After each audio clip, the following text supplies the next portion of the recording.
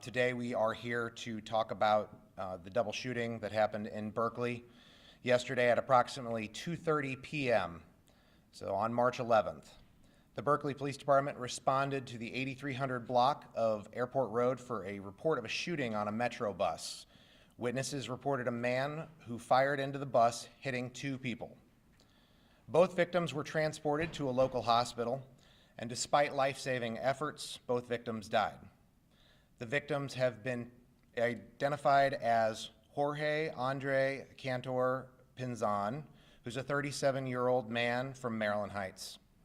The second victim was Jaron Jackson Craig, a 34-year-old man from Olivet. We do have pictures, and those will be shared with the news desks after this press conference. No one else was injured on the bus. Our investigation led to the arrest of Anthony Frazier, a 36-year-old man from St. Louis County, who's charged with several felonies. I want to start by introducing you to Lieutenant James Wethington, who is the Deputy Commander of this Major Case Squad investigation. Good afternoon. Thank you very much.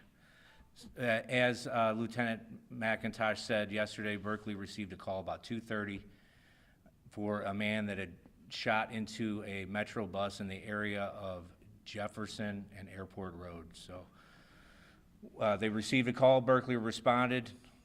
Two people were transported to an area hospital where they were pronounced dead, the two victims. Chief Jackson made the quick decision to activate Major Case Squad. So 20 investigators arrived at the scene and began working down all the leads.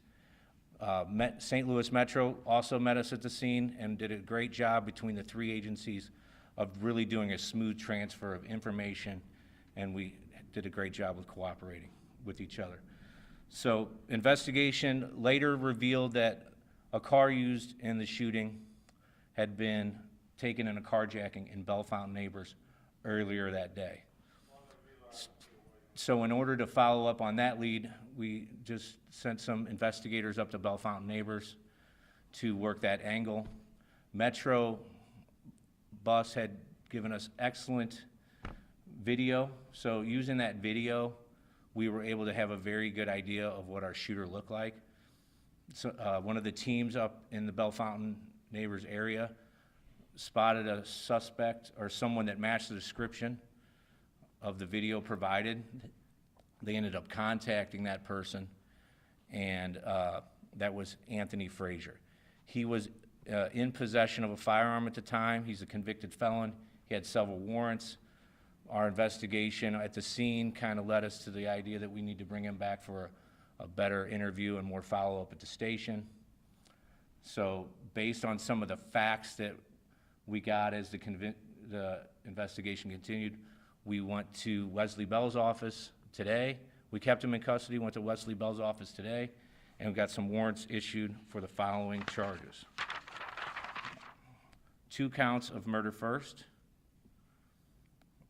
1 count of felon in possession of a firearm, 1 count of robbery, and 4 counts of armed criminal action. There was no bond set on this warrant. The probable cause statement was just signed recently, and a judge just reviewed the facts and elected to go with a no bond warrant. We would like to thank our partners here with Berkeley Police Department, Wesley Bell's office, Metro St. Louis, all these fine investigators behind us, and all of this cooperation led to a very quick, smooth arrest, and took a very violent person off the streets. So, thank you. At this time, I'd like to introduce Chief Jackson from the Berkeley Police Department, who's going to make a brief statement as well. Good afternoon. First of all, I'd like to thank the women and men of the Major Case Squad of Greater St. Louis. They did an excellent job in apprehending the subject in the most professional manner that I have ever seen. Secondly, I want to thank my officers, our officers. They arrived to the scene initially and attempted to render aid to the guys who had been injured. Also, we would like to thank the members of Metro, who was there on the scene very quickly and were able to help us and help the Major Case Squad in solving this case. This was a horrendous case. Of 30 years that I've been in law enforcement, I have never seen anything like this, and I'm so proud that these guys are well trained and act in a professional manner. Thank you. And at this time, I would like to bring up the Director of Public Safety for Metro St. Louis, Mr. Kevin Scott, for a brief statement. Good afternoon, and thank you. I appreciate the opportunity to be able to participate. On behalf of our organization, Bi-State Development, Metro Transit St. Louis, our profound condolences to the families of the two victims on that bus yesterday. This was a heinous and vile act. It is something that is very discouraging, not only for our mode of transportation, but our entire region. Unfortunately, we see this all too often in the region. The profound violent crime crisis that continues to play out. The participation of our activities with law enforcement, the Berkeley Police Department's expeditious response to the scene, and the follow-up investigation by the men and women of the Greater St. Louis Major Case Squad is very much appreciated. The professionalism. We could not do what we do on a daily basis without our partnership with law enforcement. I would also like to take this opportunity to say thank you to the men and women who serve on the Bi-State Development Board of Commissioners for providing us an opportunity to put enhanced technology on these units, on MetroLink trains, on MetroLink buses that have proven time and time again to be successful in helping to bring some of these significant incidents to conclusion. We have blanketed our system, our units of transportation, our buses, our trains, our properties with a very advanced closed-circuit television model that is viewed in real time. And I've said this in the past, and I will say this again. If you use Metro Transit to conduct or cause peril to someone, or as a mode of transportation to cause peril to someone, we will exhaust all of our options to ensure that you're brought to justice. Thank you very much.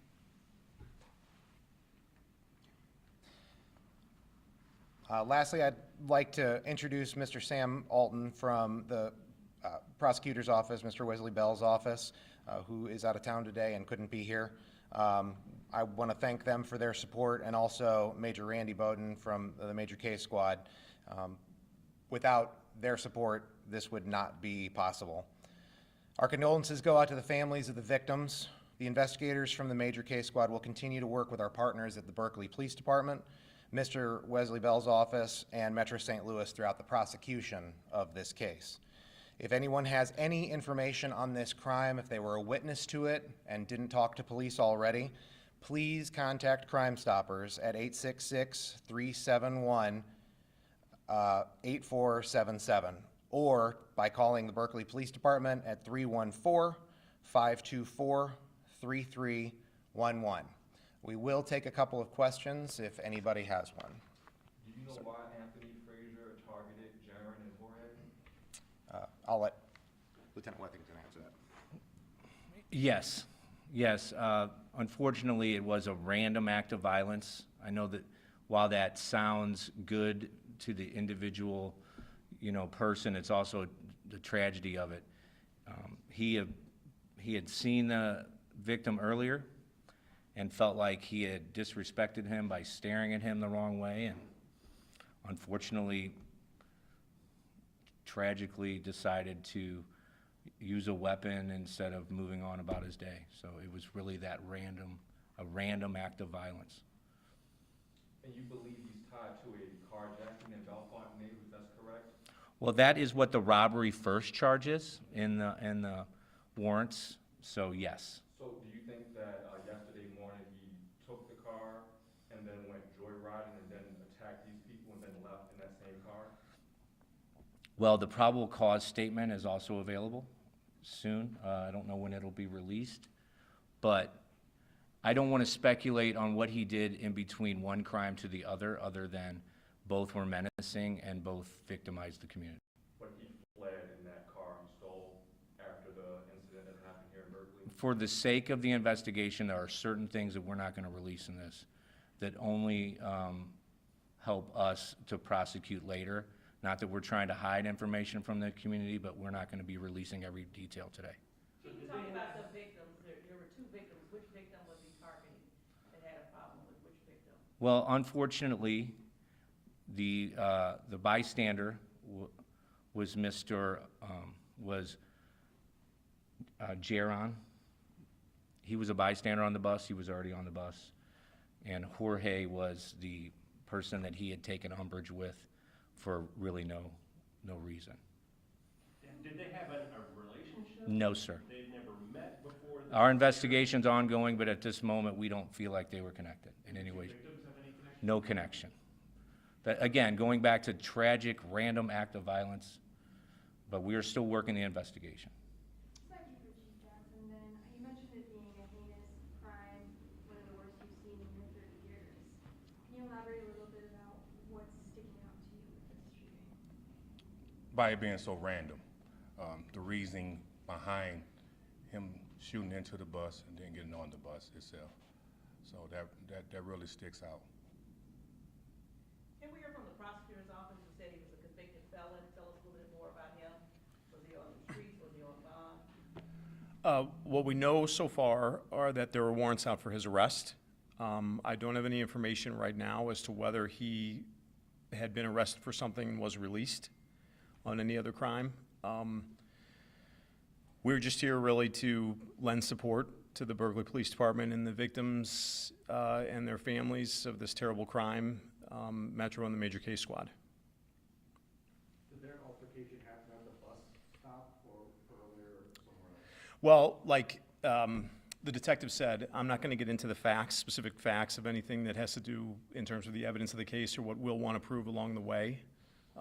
Like I said, today, other than helping them facilitate the case and make sure that charges are issued and this individual cannot be out there to hurt anyone else, we're just here to support the families of the victims and law enforcement with the great job they did.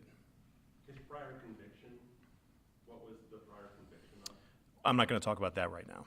So in relation to his prior convictions, he does have an extensive history, and I don't have all of that available, but if you do look him on CaseNet, there are several convictions on there.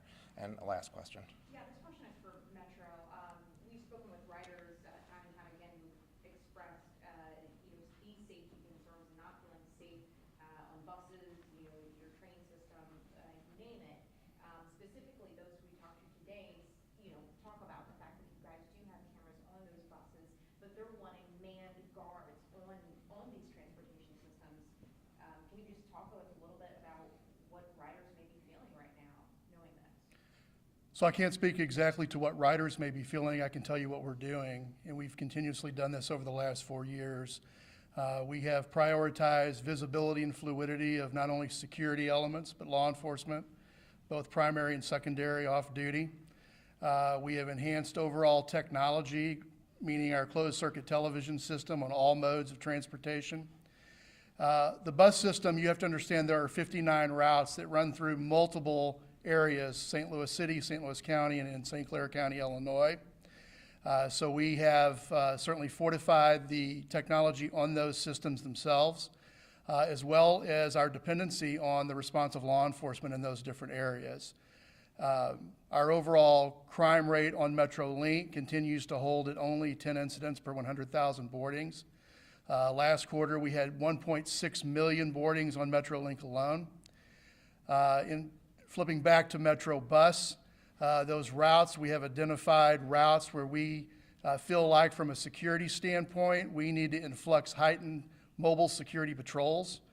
Obviously, incidents that rise to a law enforcement level, like this incident yesterday, we're very dependent on the expeditious response of local law enforcement, and that's what we got from the Berkeley PD. Okay, thank you all for coming. We do have more investigating, more leads to follow up at this time, And so we need to make sure the investigators get a chance to get back. I will be sending photos and an updated release to your news desks. If you don't have a news desk, if you could give your card, please, to Corporal Schwartz, who's standing back there, and we'll get the digital photos of those to you. We also have hard copies of the updated press release, and we'll be posting that on the Major Case Squad Twitter X page as well. If you don't follow that, that's hashtag MajorCaseSTL. That's hashtag MajorCaseSTL. Further updates to this case will be posted there. Thank you all for your time, and thank you to the investigators.